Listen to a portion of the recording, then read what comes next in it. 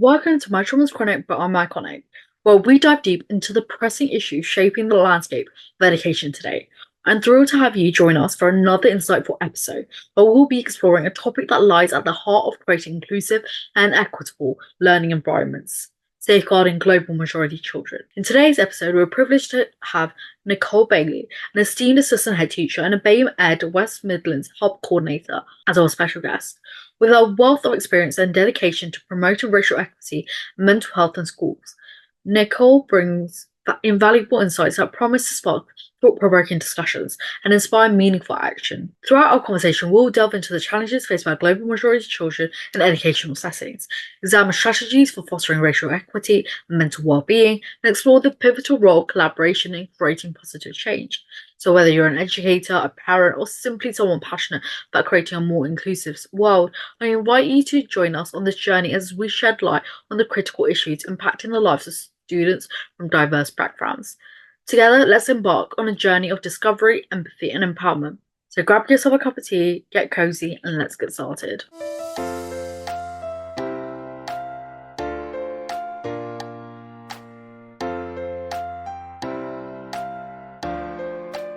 Can you tell me a bit about yourself and your background? Okay. Hi, I'm Nicola Bailey. I'm currently an assistant head teacher in a secondary school in Birmingham. I've been teaching for whew, over 20 years. That's hard. And I've had several roles throughout my time in education. So I started off as a mentor, and then I worked for a short while in a mainstream school in their behaviour unit, and then I went on to learn to train to teach psychology, because my degree is in psychology and sociology. And then I went into teaching, and I was an RE teacher, but I've always had the passion for the pastoral aspect and around behaviour and mental health. So then I went into a role as a student support manager. Really enjoyed that role. And then I went into becoming a Senko. And that's a role that I occupied up until last year. So yeah, I've done quite a bit as well. So I also have done quite a lot of work around looking at the impact of racism on global majority children and teachers. So I did some work with BAMEed, who are amazing, and the work that they do to really champion the cause for Black teachers and teachers from global majority backgrounds is amazing. And then from that, I've been looking at safeguarding. So I'm currently in the process of trying to write a book on how to safeguard global majority children in education. Yeah.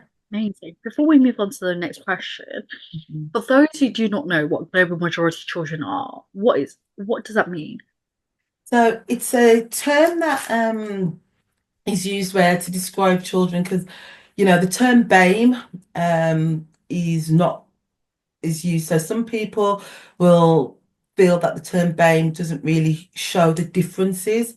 So it's the idea that when you put all of the people from the various ethnic backgrounds together, they actually make up more a global majority rather than a minority.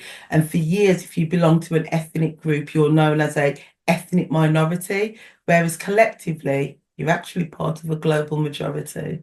So that's a really empowering, and a really nice, comfortable term of reference. Absolutely. I feel like often I think when you're in a Western country, people forget that, even if you don't put all the minority ethnic people together, like even one group, like let's just say all the Asian people together, Yeah, like that's a massive group of people. yeah. But just because we're in a Western country where, it's usually like a white dominated country, that we Mhm. are the minority. But if you go, I don't know, if you go to Sri Lanka, the white person would be the minority. Okay, yeah, yeah, And it's a very strength-based approach because often being an ethnic minority, it does come with a lot of prejudice, yeah, a lot of discrimination, all sorts. And it's not a slur. It's definitely not a slur, but it's some people use it as a slur. Yeah, I don't know how to describe it. It's yeah. It's do you it's get that othering. It's that you're less than, and that's how you're yeah, often made to feel, regardless of how many people. So, for example, growing up, I came from there was a mix, in my school, but it was always that you were the ethnic minority, and that can be it doesn't sit comfortably, to be told all the time that you are a minority, just the name in itself, or that you're BAME. Some people really um, don't like that at all, and it's something that's been um, it's over the years, it's been used less and less because of the negative connotations. definitely. Can you provide us with like a insight into your journey as educator from your early experiences to your current role as an assistant head teacher? Yeah. So I started off in a lovely little place called Reentry, and that was working with children who had been excluded from school. So it was like it was one of the earliest ones in Wolverhampton, because I'm from Wolverhampton, and I tell everybody I'm from Wolverhampton because I'm really proud of Wolverhampton. And for a long time, I did that part time, and then when I was at uni, um, and it did open my eyes to what so many children, young people across the board, working class from global majority backgrounds, what they experience, And we'll talk, I'm sure, in a short while about the exclusion rates and talk about the more than likely. So I refer to it in the book as the more than likely phenomenon. So they're more likely to be permanently excluded, more likely to go on to alternative provision, more likely to underachieve or not perform as well as other groups. And I think for me, it was just having that eye opener. And then I went into teaching. Um, and I've always enjoyed teaching. I enjoy being around the young people. I can be strict, but it's also about understanding. And I think a lot of the times children don't know what goes on behind the scenes, and the battles that take place when you're trying to champion on their behalf. But it's always been, for me, it's that interaction with the children, making those positive outcomes and working alongside parents as well. So, having done time, as a mentor and then going into teaching, I've always taught RE, but I did start off teaching psychology and citizenship. So I taught citizenship for a while as well.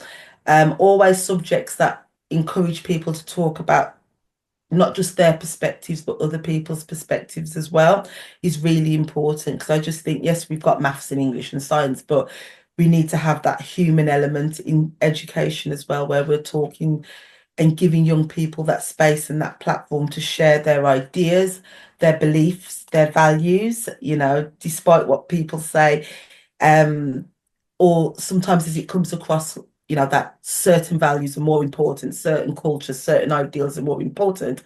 That's not the case. And I think being an RE teacher has always helped me to be able to allow children to champion what their beliefs are, what their faith is, and where they're giving them that opportunity to be able to share how they think and feel in a safe environment.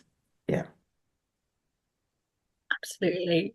With the progression of your, to the point where you are, and along the way there must be a lot of challenges that you have encountered, not just in the role that you have now, but just along the way in general. I What specific challenges have you encountered in your role that has shaped your perspective on education and leadership? I think it's for me personally, I went through a phase of imposter syndrome, whereby it's, are my views being taken seriously? Is it me or is it the environment?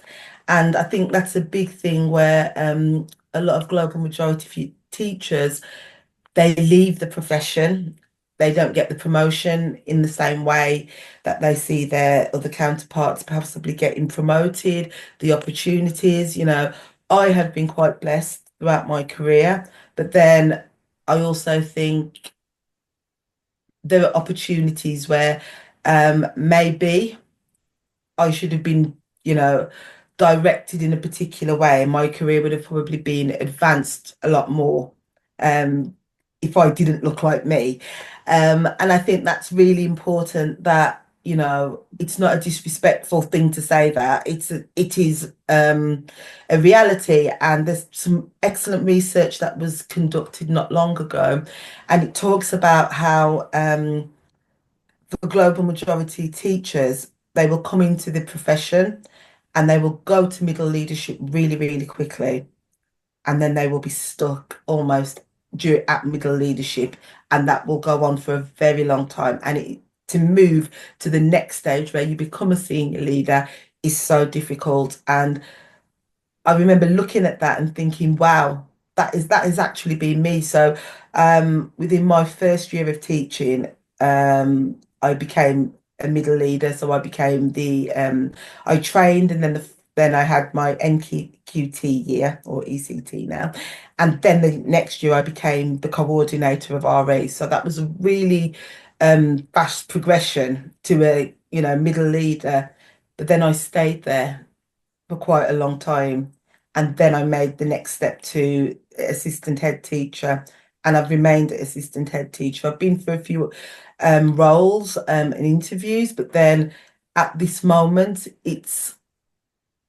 I've done like the MPQH, I'm currently doing the MPQEL, but then I think, is this something that I actually want for all the reasons of the hidden workload, and there are some great organisations that I've been, blessed to have encountered. So, for example, I'm on like the Leaders Like Us programme, probably the Church of England. That's been amazing. Aspiring Heads, I'm part of that as well. So I put myself on these courses because I enjoy learning, but then it's also, do I want that next stage, and how does that look like for me as a global majority teacher? Because I also have to make sure that wherever I go and whatever jobs I am, that I occupy, whatever role it is, that I have a psychologically safe space. Absolutely. And you know what's really like discussing, like for me, it's, there's, I find it disgusting because I think there's a point in time when it's a choice, not not like, oh, this is circumstances. Yeah. Um, I find it quite like disgusting when, in the UK, I think I made notes somewhere, but I think it was Universities UK said in university only 9% of people identify with being BAME, Mhm. and there's 16% of teachers, you know, so 18 and under, that identify as BAME. So it's probably like less than 5% who are in senior leadership percent. Even that is being me being Less than generous. 1%. It's less than 1% in senior leadership. The statistics are really, really poor. So it's really good that there are organisations that are really championing Black teachers, because that representation is so important. The schools that I've worked in, schools that I've visited, I always think it's really important. One of the first things I do when I go in is look at their leadership boards, because schools tend to put leadership boards in the in the reception area. Quite a lot of schools do, or you go on their website, and it's really interesting to have a look at what the leadership team looks like. Mm.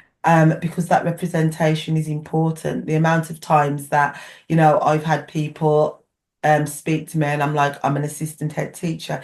It's 2024. Why are people surprised? Why are people surprised? It's like, I don't know if it's a personal thing. Oh, it's like you, but it is. And then, say when you go into schools and it's like, I'm actually an assistant head teacher. I'm not a mentor. Mentors are the backbone. Support staff are the backbone of any school. I've been blessed to be able to line manage and lead a wonderful team for the past 10 years. However, it's that idea that you are a support member of staff, you are the mentor, and it's like they're looking for the real, almost a real assistant head teacher. And that's going to conferences or anywhere you go where you look, and there's only a small number. You can count them on your hands, Mm. no more than 10, you know, and it's like, okay.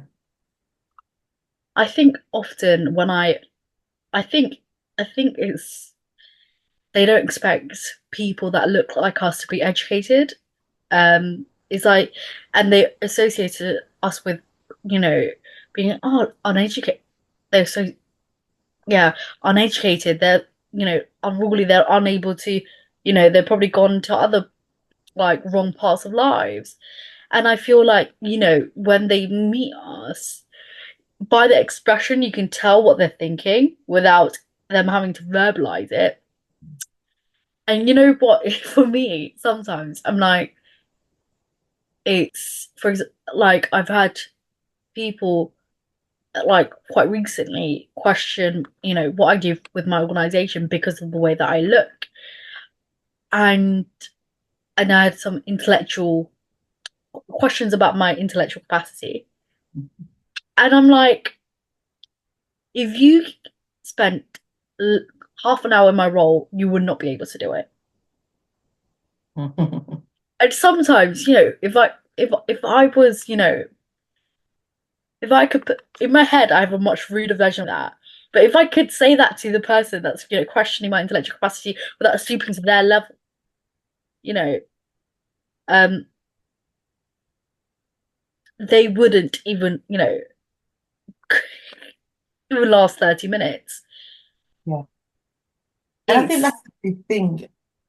Yeah. When sorry. people, sorry, they make an assumption about you. Yeah. And don't get me wrong, I think, things have come a long way. I've on the courses that I've been on, the programs that I've been on, conferences that I've attended, we have some great people who stand in solidarity and they say, I get it, I understand what you're going through. We're not going to pretend it's not happening because you raise issues and it's like, oh no, no, no, I wasn't thinking that. Your behavior tells me otherwise, your the words, Mm, the connotations tell me otherwise. So I think it's really important as well that we understand that the tide is turning, thankfully. Um, but I kind of need it to turn just a little bit quicker. Our children need it to turn a little bit quicker. Our global majority children need it to turn a little bit quicker. And when you contacted me, I was like, this is amazing.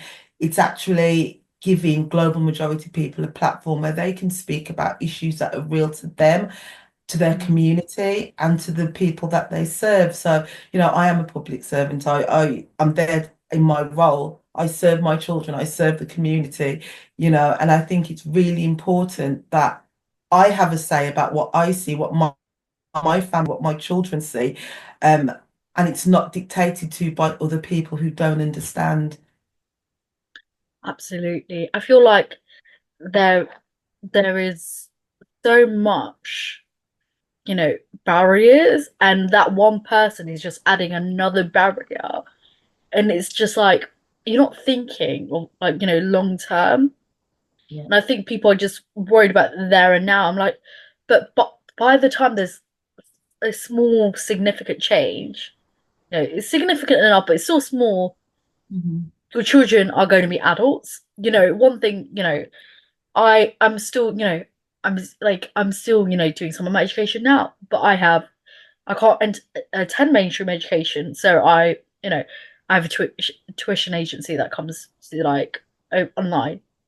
Mhm. And when I look at their website recently, they've got some a black person to for one of their senior leadership roles, and I'm just scrolling, and I'm like white, white, white, white, black, white, white, white, Asian, and I'm like, and the thing is like in my head, I'm like, is this just a diversity hire, or is this person actually competent? And this is what I feel like a lot. I feel like went off topic, and that's my fault. I do apologize, but I feel like often is the thing is, so some organizations out there or companies that just hire people just because they're black, they're Asian, they're of not the not the majority, just as to make themselves seem diverse. And I'm like, but that defeats the whole purpose. Yeah. You you need to get It, someone who's competent but also diverse, yeah. not just that person has enough melanin, bring him Yeah. onto the. I think there's that idea. I think a lot of people, because I was on a course, I was doing some training, and someone said almost the same thing. And my response was, that person would almost be very lucky because that doesn't happen very often. And I think it's really interesting because some people do think that they have diversity hires, and it's like it doesn't always come Uh, across. That person will have probably had to jump through twice as yeah. many hoops. And then I think people will think that, oh, a person's a diversity hire. But then once that person is in that role, Mm, it's what do they then experience? So I know that there's an organization, and what they were looking at doing is actually doing teacher training courses for global majority teachers. However, the important thing is once they occupy that position, are they getting the support that they need to remain in that position? So, yes, we've ticked the box, we've got our diversity hire or whatever, but what support and how is that impacting on that person when they're the first? There's an acronym for it, the first and only. You're the first and the first person of color, the only person of color in that building. What is that experience going to be like? Because you yeah. are on the spotlight for everything that you do. And you're not just representing yourself, you're representing your whole community, Mm, generations, the past and generations to come. No, I'm just coming to work. That's all I want to do is do my job, get paid, and go home. But it's all that absolutely. additional pressure that comes Nothing with money's it. always great. Yeah, yeah. You're the coordinator of BAMEed to West Midlands. What inspired you to become involved in this initiative, and what impact do you hope to achieve through your work? I will say, I haven't done as much as I'd hoped to have done. I will be quite open with that. But what inspired me was I I just remember if I go back to when I was 16 and I'd actually gone for a careers interview and I'd walked in and I don't know, there was nobody in the room. So I love reading. So I started looking, just being nosy, having a look. And I sat there and I found this book and this book just took me. And I don't know how wasn't that I'm not old, but it wasn't the days where there'd be a truancy alert and teachers come. And I must have been in that room for over an hour, maybe 2 hours, just reading that book as it spoke about all the black inventors. It spoke about, Black Pride. It spoke about people were on these pages that looked like me, but they'd achieved so much. And I remember at that point thinking, why have I never heard this before? In all my years of being in school, and I know that's quite a while ago, that was back in the 80s, but how much further has the curriculum come on?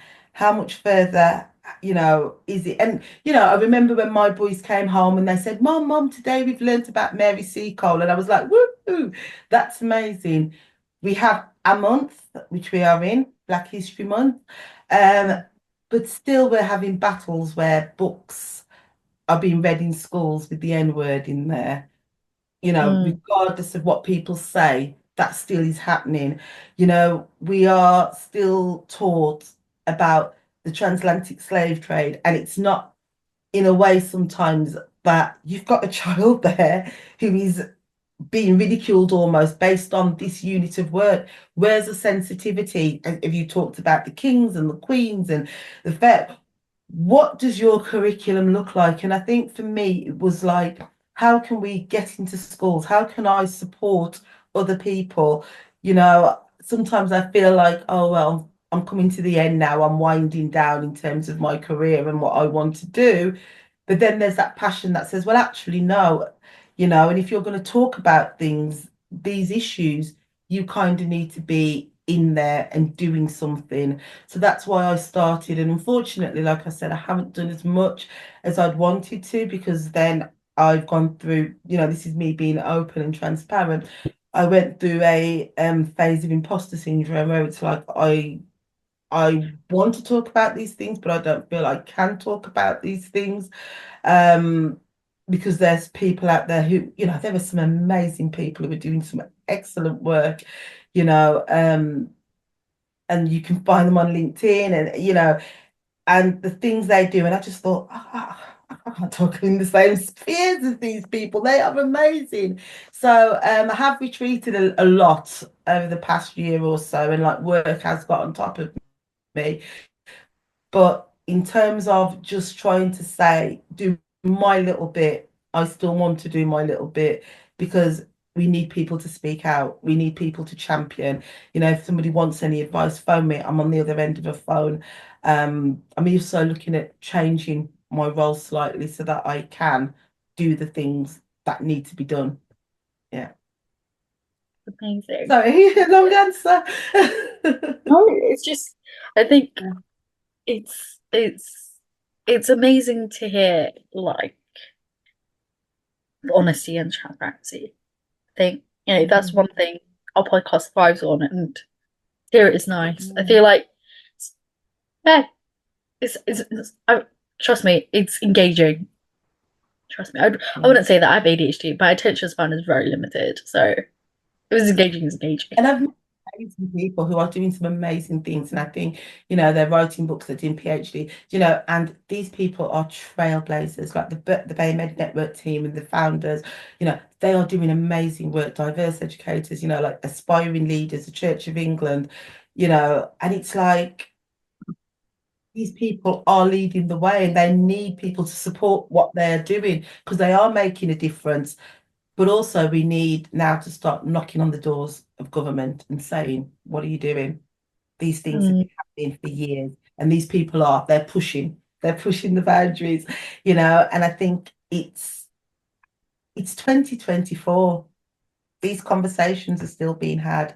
Um, and in the book I talk about transgenerational education trauma, where it's been passed on. It's generational.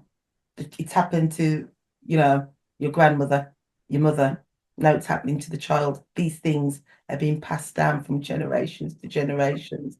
The exclusions, the not achieving where you should be, that feeling of I don't want to go to school. And it's dangerous because, you know, children are expected to be in school and it's supposed to be a safe space. But is it truly? And, even a few months ago, I was sat in a meeting and I was tired, and I kicked myself afterwards. And somebody made a sweeping statement. There is no racism in our school. And I didn't want to, I didn't want to do it that day, but I called over the person who was leading, and I said, that was a sweeping statement. Has that person asked the right questions? What questions has that person asked in order to come up with that hypothesis or that statement? And she did address it, thankfully. But I was like, you know, it was a long day and I just wanted to just go, excuse me. And I thought, no, no, no. So I just called the course leader over and I just said, look, he's just said that. I said, I'm not going to challenge, but can you just address that? It's about what questions are you asking in your mm, school? Do you really know what your children are going through? In fact, do the children even know what they're going through? mm, Racism is not the same as it was 20, 30 years ago. It's more nuanced, it's more subtle, you know. Do your teachers know what mm. they're looking for? I And think it's such a, this mainstream school that I did go to, so much drama. Officer came and those questions were asked, and they, um, randomly picked students off a register. They're like, we want that one, that one, that one. And there was a bunch of students that went. And the head teacher ended up crying because of how brutally honest they were. And this head teacher is like Mrs. Trunchbull, like really, really strong, no emotions, nothing, like, very Mm, regimented. And they were like, no, like was officer inspector. There was two of them. They were asking the right questions. And mm, when they were like, and the girls were answering, it was all girls' school. Surprise, surprise. It was they were answering back, and it just stemmed from the teachers to the students and everything like that.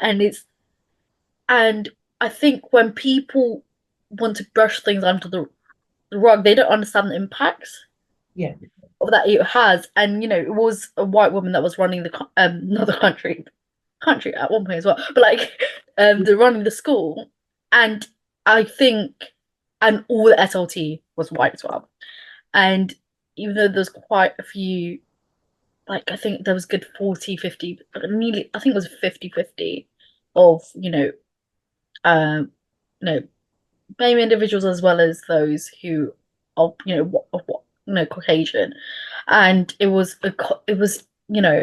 when they heard this, it felt like somebody was lying, you yeah, know, it felt like they were going through these moments of distress, hearing on what's going on to the school because they believe it was fake and there was girls trying to of course. um yeah, just disrupt. And I was like, you cannot tell one of these girls who are in your school what they're going through. Yeah, Like, number yeah, one, their first time experiencing it. Number two, they had multiple incidents that had been raised in formal complaints, which you refuse to address. mm, So don't act surprised now. yeah, And I think it's when people hear it, they're usually very defensive about it. And I feel like sometimes it's like, yeah, sometimes they're gonna swear, but some people just need to be like, put their hand up and be like, I fucked up. And that's good enough. Like that's good enough first step. mm, Now we'll figure out what the second step is, but that's the first step you need to do because you're damaging so many people's emotional mhm, yeah, well-being and not making school a safe place. yeah, School's supposed to be a safe place, not a place that you go through to just experience abuse. yeah. And I think that's really important that it's okay not to be okay in terms of you've done something. Okay, what do we do now? Something's been brought to your attention. This is how the children in your school feel. What are you going to do about it? Are you just going to ignore it? Because then that problem, just because you've ignored it, doesn't mean that problem has gone away. So now it's for you as the adult, as the professional, to say, okay, what are we going to do? So we always laugh. One of the things at school, if you do an assembly on bullying, say, trust me, it's good. You're going to get a load of referrals come through because you've raised the awareness. You've told the children that you're interested, and they feel confident to come to you and to address, and to share their concerns. You then put in all the support, all the love, all the care, and then you can then be in a better and a stronger position to deal with the issues as they arrive. I think with racism, people just feel like if you say there's an issue with race, that you as an individual are racist, and it feels people tend to personalize it, and we're saying no, no, no, no, no, that's not the issue. Mm, Take a step aside and put your children first. We always talk about child-centered, person-centered. What is the child saying? What does the child need for your mm, school to do, for you to do as that professional? And once you take yourself and your personal angst away and your defense mechanisms, you will find that you can actually start your racial literacy journey. You can start, navigating those conversations. You'll want to go on some training, you'll want to read the books. And as you start that journey, you will find that you will be able to see things from your students' points of view, from your parents' points of view, and from your global majority teachers' points of view. Because if you think, oh, it's not an issue here, mm, who's going to tell you otherwise, And then when it does happen, it's like your response is always reactionary. let's be proactive in our schools now and think, okay, all the research is there. This is what my student voice, how many people do a student voice, around race and issues of race? And, 9 out of 10 times children just bob along and they're okay. But they're going against the tide sometimes, that tide that I need to turn a little bit quicker. Kids are sometimes, they're going against it and that they're battling. We can make it easier for global majority children to thrive in schools. You know, they do well in some instances, but that's in spite of. How do you navigate this intersectionality of race and education, particularly in addressing the needs of global majority children in schools?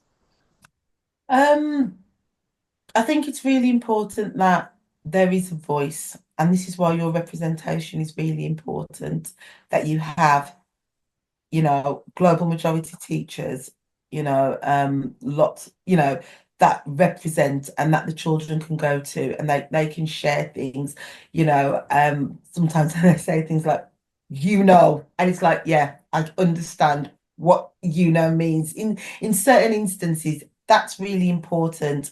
Um, so representation really does matter. Being able to give the children a voice, you know, I'm Asian, for example, I'm a female. My experiences will be different to, a black female from the Caribbean, for example. And it's having that understanding and people around who sometimes you don't always have the answers, but being able to go to colleagues and say, well, this is the situation, what do you think? However, not constantly tapping into these people's knowledge, because do you know what? You can go and do the work yourself as well. So it's that hidden workload where you're constantly going, what do you know about this? And it's like, do you know what? You can go on a training course and you can go and find out. You won't know everything, but at least show willing instead of just using people, your global majority staff, to be your cultural reference all the time, unless you want to pay them. And I'm sure if you gave them a TLR or some sort of remuneration, they'd be more than happy. But very often that's part of the hidden workload of global majority teachers and staff, where they're having to be that cultural advocate or that cultural go-to person on top of everything else that they have to do. Mm. And I think that's something that I've noticed is like this, it's great that you're asking members of your school or whatever, like Mhm. places about their opinion. But after if you're asking them multiple times, is you're basically doing consultancy work. And Yeah. but just because they're employed, let's just say it's a school in this instance, they're employed by your schools, they have a job description of the stuff they need to do. If it's not in their job description, it's not their problem. Yeah. Yeah. Like and Translate. people need to be respectful. Yeah. So it's like translate it, but it's like, sorry, somebody will be doing their job, but they're called to come and translate or interpret or anything like that. And it's like, that's on top of there. So they've left their substantiated post to come and do another role. What have they got out of that?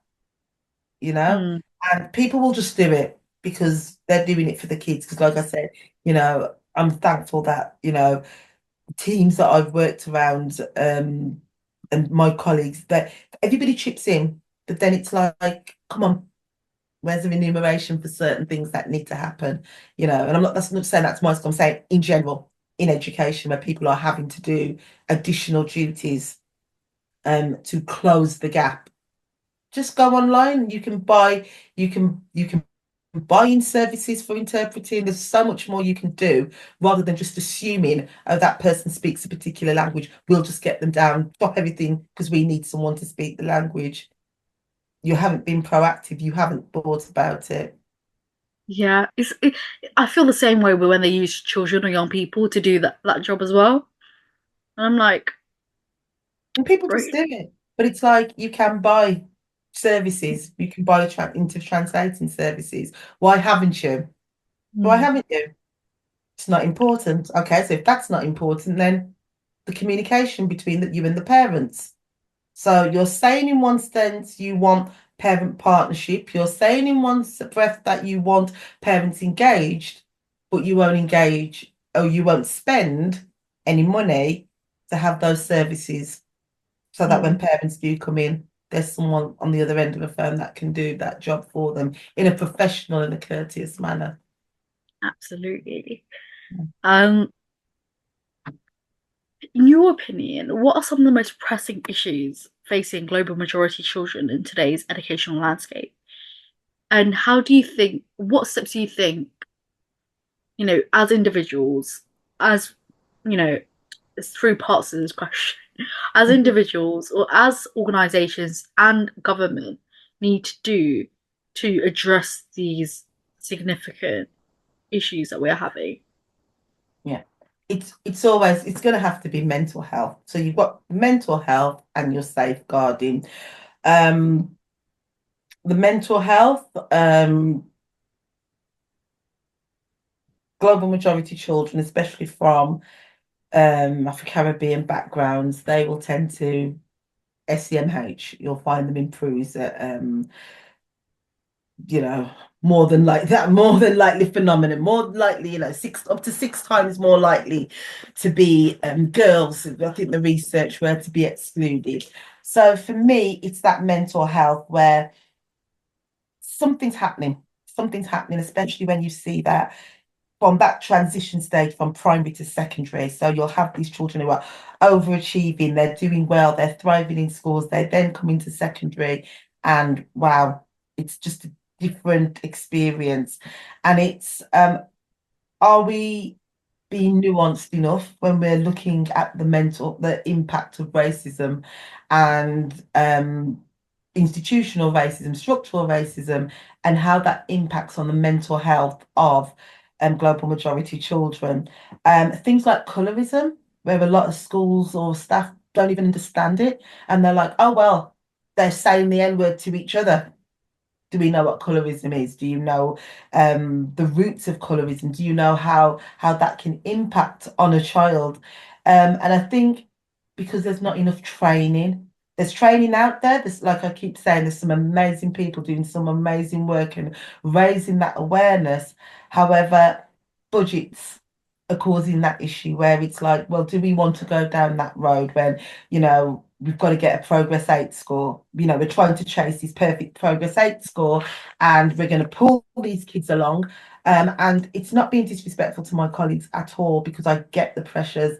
You have to almost, I think schools sometimes feel like they have to pick their battles and they know that Ofsted are going to come in and Ofsted are going to look at what your scores are and how well teaching and learning, and there's so much going on, but we see the statistics and we're seeing that you know there are issues there. So I do think mental health for global majority children is something that really needs to be explored, especially when there is that underrepresentation of global majority children accessing CAMS services, or then there is an overrepresentation.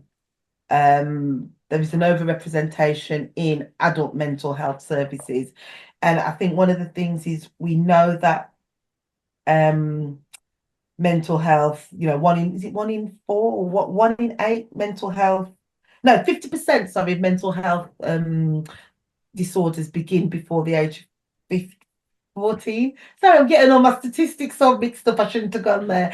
Yeah, so we know that a high proportion do start before the age of 14, so why aren't we? And then we know that there is an overrepresentation of global majority children, I mean, young adults accessing mental health services. So why aren't we doing more before they get to that age? Why aren't we looking, in middle schools at, that key stage 3? How are we supporting and, you know, giving well-being initiatives around key stage 3, global majority children, before these disorders start to, take root and they're not really being identified or acknowledged. So I think that's something for me is definitely the mental health. And then there's the safeguarding. How are we safeguarding?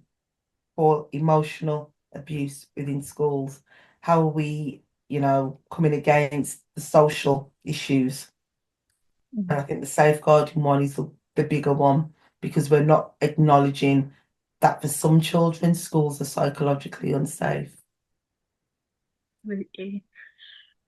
Can you provide some of the like can you provide examples of specific instances of racial discrimination that global majority children commonly encounter in school settings?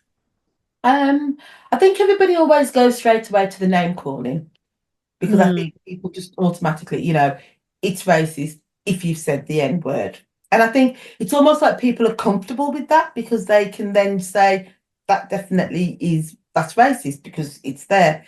But it's the more nuanced things, the microaggressions, the assumptions, the four boys walking down the road and I mean walking down the corridor and it's assuming that that particular child is the one that's the trouble. And when they speak out, I wasn't talking, it's like, oh, it's the assumptions. For me, it's the microaggressions. It's not so much the blatant stuff, it's the nuance, it's the small things, being left out and not being sure why. I remember once my son, he'd done all the right things, and apparently it was a fair process for him to go on a trip. And he was like, "But my friend who behaves far worse than me, he's got to go on the trip." Now, I'm not saying that that was a racist thing or anything like that, but it's afterwards when it's left and it's plaguing your mind. What has been the cause behind that? And I think that's one of the things that we need to be aware of much more. What do microaggressions look like in school?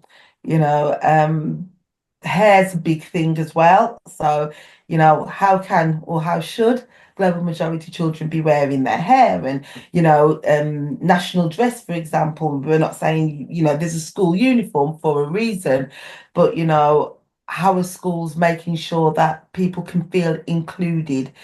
Things like when you have students come over, English is not their additional language. Are we making as much provision for those who are coming from Caribbean islands that are English speaking, for want of a better word, as much as those who are non-English speaking? How does that EAL provision look like as well? So it's thinking about your provision and how you are meeting the needs of the students in front of you.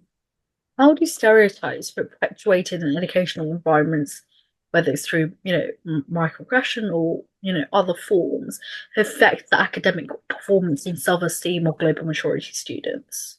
The word aggression is just for me, it's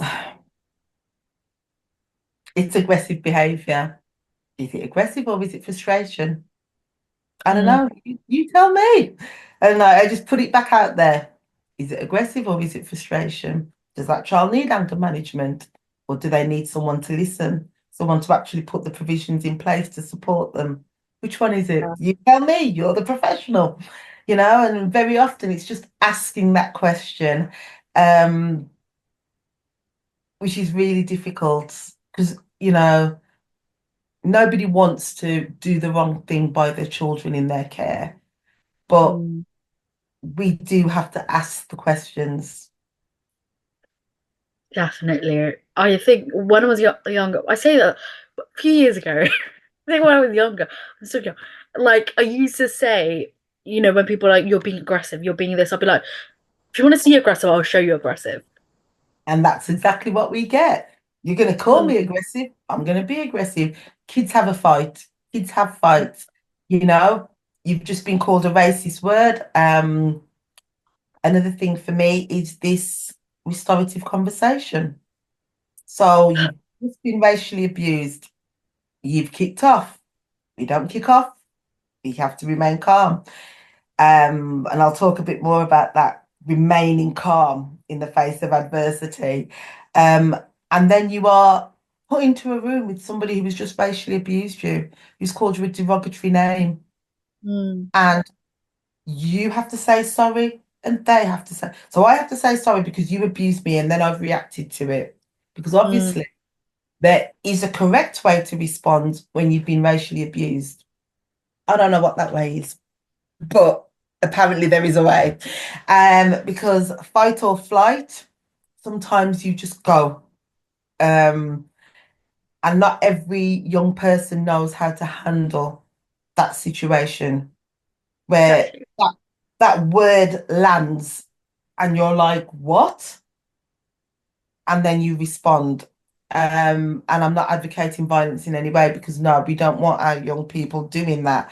But that child then is then put into another psychologically unsafe situation where they're told, well, he didn't mean it that way, didn't he? Or she didn't mean to offend, didn't you? No, of course I didn't. But that's not the first or the second or the third time you've done it. But now I'm in front of an adult and I'm expected to take that Mm, apology, which you know's fake, they know's fake, but it's going to get you both out of detention. So you just have to roll with it. And I think mm, it's thinking of things like that, restorative conversations are amazing. And I'm not saying don't do them, but what work has gone on before that conversation has been had? In fact, is that child ready for that conversation? mm. Or have they just been pulled into a room and told she's come to apologize? And that's just not what a restorative conversation is either. I think people like the one thing that I remember when I was having restorative, I had to have two restorative conversations. I'm sure I had more, but two stick out to my mind. Only one ended up happening because the other person refused, the adult refused to have a restorative conversation. That was that says a lot. They left very short after. Anyway, but it's that thing is you need to do this. This is the only way you could. No, that's not a restorative. That's not a restorative conversation. That's just forcing someone to have a conversation. Restorative conversation means both parties need to allow themselves to have this conversation, not because somebody's forcing you to be like, it's either this or this. And I think there's often a case where, I think there needs to be a hierarchy of things that like, to like, this is too much for a restorative conversation. Like, for example, if something racist happened, I don't think I want to be in the same room as somebody who said that sort of thing. Is a restorative conversation appropriate for this thing? Like this, matter. It's a quick Like, way of resolving the situation. mm, And when you've got a full teaching commitment and you're short staffed and you're running and you're doing duties and we also have to understand that teachers are extremely busy. The overwork. change, yeah, the change in the pace of teaching nowadays is so fast paced, the amount of different issues that are presented on a daily basis. And I think we have to understand that, but also we need to be able to realize these are the experiences of the people who we are working with. These are our young people's experiences, you know. That was a traumatic experience, regardless of whether you think it was just a name, regard how the impact of that name, you don't know. I can still talk about when I was called the N-word the first time, you know, and when I was young, I didn't even know what it meant. It was my best friend, my now best friend, who told me that's what it means. I was like, what? You know, because these things growing up, my grandmother, I grew up with my grandmother, and she never really discussed things like that. She told us guarded stories. So, um, and I remember the mist coming down. You've just called me that name. I now know what it means. How dare you? Mm, And that would have been me in a restorative conversation. You know what you're saying. mm, You know exactly absolutely. what you're saying. I feel like people under don't understand or refuse to acknowledge the long-term impact that things can have. I think for some people, for me in this case, but I've met other people who are this way. Sometimes a punch or like getting hurt physically is just easier to recover from than the words that is coming out of somebody's mouth. It's just it stays, it lingers much more. It stays, and you still think about it whilst you're trying to go to sleep a few years later or for the rest of your life because it's something that sticks with you, you Yeah. know, and it has an impact on your relationship, impact on how you, not just like making friends, but maintaining friendships. You know how you react to situations. And if you like, for example, I don't, for example, if you didn't know what the N word means, and you got called that, and then somebody explains it to you later, you're like, I could have reacted like this, and I didn't. Yeah. And Yeah. there's so many thoughts that go through your head, Yeah. and it doesn't just stop after that, like after 10 minutes. It's a long-term thing, Most and definitely. And I think as well, um, like you said, the long-term impacts of having that happen to you, um, and and being in these situations. So it's not just in school, but you're having this come through the media. Let's not forget what happened a couple months ago, and young children witnessed that. Um, Young children were involved in those behaviors, and I think when we're talking about safeguarding, let's not forget that young people are also bringing this behavior into schools and they need to be safeguarded because they're being groomed. And I don't think enough, well, I'm not saying enough's not being done, but I don't think that people understand, and especially if you're in a school that's mixed with different ethnic groups, I think everybody just thinks, oh, well, they're all BAME, so they should all get along. No, mm, different cultures there. You go back to intersectionality and intersectional identities, and it's all of that together.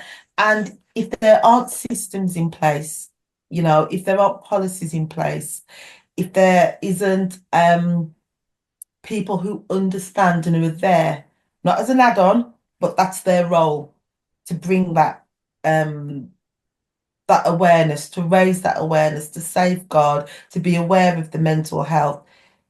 If that's lacking in your institution, then how can you effectively say that you are safeguarding your children from racism? You know, it's on your TV. I've mm, never known anything like, the things that came out of the last government's mouths. Oh my days. And they used, you know, black people, Asian people to say some terrible things, you mm, know. So our children saw that. Our children saw the riots.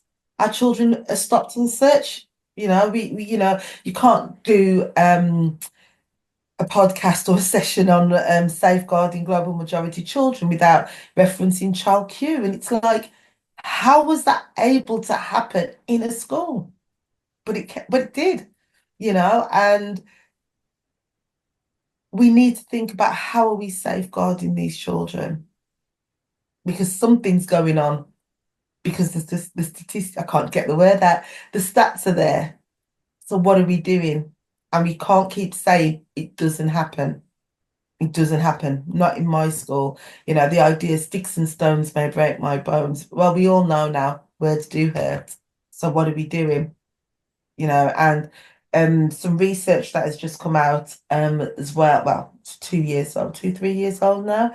Um, Teacher expectations really important as well. What do you expect from your children that you teach? You know, these are the things that we need to think about. mm. And I feel like there's some people that think that like I've had a few discussions with a few people. It made me quite angry. They think like because children, they're shielded from this, but they really are not. There's no shield, especially when there's like technology. Like with how prominent it is now, I'm sure they know everything that's going on. If not, they'll find out one way or the other. They're not shielded from anything. And I think it's important, I think, to understand not just the personal impacts, but the systematic impacts as well. That, these are really important discussions that people are either too afraid to have or feel like they cannot have. Yeah. And that needs to change because if that doesn't change, things are going to be like this for the next Yeah. few thousands of, like Yeah. hundreds of thousands of years. And that's not the direction we're heading to. And I think there's like certain things like when there's politicians like Kemi, doesn't really Um, help me. yeah. It's Certain like, people I don't even reference their names because it gives them Mm, that platform. You know, mm, what you are saying is very dangerous. You absolutely. must know with all your intellect and all your, um, you know, everything that you're saying, you've got to know that there is a certain amount of danger to what you are saying. You are allowing people to latch onto ideas where they may not, they may have already got misguided, ideas or misinformation. But when it comes from someone like you, that is very damaging. And if that's what you genuinely feel, that's your opinion. But when you're on a public stage and you're saying things that are harmful, really genuinely harmful to people who have experienced it, and like I think about like I'm an older woman now and things like technology, some of the technology is like, whoa, it blows my mind. But if a child says, this is the reality for me, I can't stand there and say that's not true. I Mm, can't, yeah. but you're presenting a false narrative of people's lived experiences. You haven't lived that experience. So please don't deny the people their voice. It's totally unfair and it's irresponsible. Mm. And I think there's often, okay, so I feel like this is not just to do with race, but just in general, it has something to do with race, but it's not solely just race. Um, when it comes to people, denying people children's perspectives on things, Yeah, like we all could be in the same situation, but all experiencing things very, very differently. yeah, And yeah. to be taught for a child to constantly be told this is not what's happened, this is not what's happened, it does a lot of, you know, damage. I think I think people they not just schools, hospitals, a lot of these organizations, they would say, they protect their children, there's zero tolerance and stuff like that. But are you really acting as if there's a zero tolerance to things? Have you Like asked? if you're gonna talk, make sure you walk the walk as well. Like Yeah. And I think that's really important because last yeah, thing I it's say. about asking the right questions as well. Just making sure that you want to know, because if you don't ask, you won't know. Mm, But, are you happy in school? Yeah, for the most part. But when you start drilling down and digging a bit deeper and you scratch the surface, you will find that there are things that could be improved. And imagine just tweaking a few things in your school. It could make a major difference to some of those students. Like I'm a Senko, and it's those reasonable adjustments. What do you think in your school is a reasonable adjustment to support your global majority children? What do you think is a reasonable adjustment? Um, how do you know? We're all sat around the table. I don't know. I'm an old woman. I don't know what the kids need. Let's go and ask them. And don't be afraid. Don't be afraid to hear. When I did a action research project a few years ago, and the things staff were saying, and I was just like, wow, I didn't know. I thought that only I thought that, felt that.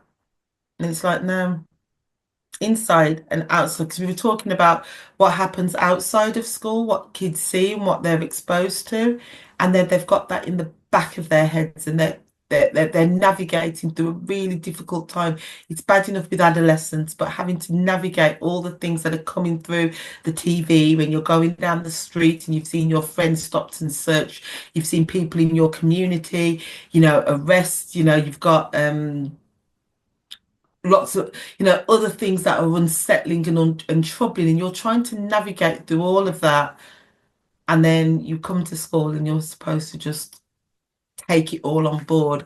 And to be honest, I think it's almost like a bit of a rebellion with some kids at the moment, where they're saying enough's enough, you're not interested in me, you weren't interested in my parents, you weren't interested in my grandparents, because let's not forget, walls have ears, and kids hear the stories that their grandparents, their parents, aunties, uncles, nieces, cousins, they hear these stories of what their families, their communities have experienced. And then they have to go into those schools, they have to go into those hospitals, they have to go into those organizations. And then it's like, well, you know, they were aggressive. Were they aggressive when they responded to you harshly? Or were they just responding because they know, or they have this preconceived idea of what this experience is going to be like? So Mm, it's almost a defense mechanism that some mm, young people have. My mom got kicked out of school, and she's told me the story that she was being racially abused. Now this is back in the 60s, yeah. She was being racially abused, and the head teacher did nothing about it, you know. Fast forward a few years later, her son's in almost the same situation. What does she what does she do? It's like you're helpless, you're tired. I've been in situations where I've gone in with parents, and the way the head teacher has spoken to the parent, it's like, whoa, if this is how you speak to the parent, I can only imagine how you speak to the child, you know. To teach expectations of how we are communicating and addressing people are quite important as well. true. I think sometimes I feel like adults think that children and young people do not hear what they speak about, or they're being very discreet. They know. There's a very good chance they Yeah. know. Like, and you think they're sleeping, they're not. They can hear everything that you're Yeah. saying. People wait, people, type, they think they're typed perfectly. Yeah. Just as I'm coming inside, I hear something, there's certain things, and I think everything, it has a knock-on effects. As we draw this episode to a close, I invite you to reflect on the powerful insights and discussions we shared today, from celebrating diversity to prioritizing mental health, and from advocating for racial equity to recognizing the resilience of global majority children. We've explored crucial topics that shape the landscape of education. But our conversation doesn't end here. It's a call to action, a call to create real change in our schools and communities. Let's carry forward the spirit of inclusivity, empathy, and collaboration that we cultivated today. Let's commit ourselves to creating an environment where every student feels seen, heard, and valued. Remember, change starts with each and every one of us. So let's continue to amplify marginalised voices, challenge systematic barriers, and strive for a future where educational equity is not just a dream but a reality. Thank you for joining us on this journey. Together we can make a difference. Stay iconic. Till next time.